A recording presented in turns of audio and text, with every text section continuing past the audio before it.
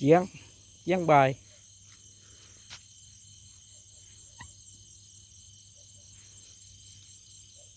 Không biết là củi hay là sự sống các bạn. Hồ nước đầy, nước bây giờ đầy. Lục bình thì cũng vẫn lên bình thường.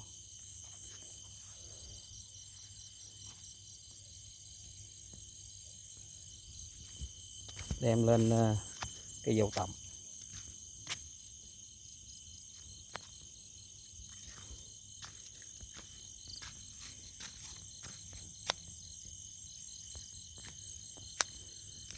Nước ngập này, cây sạch xanh cho đời phải xanh.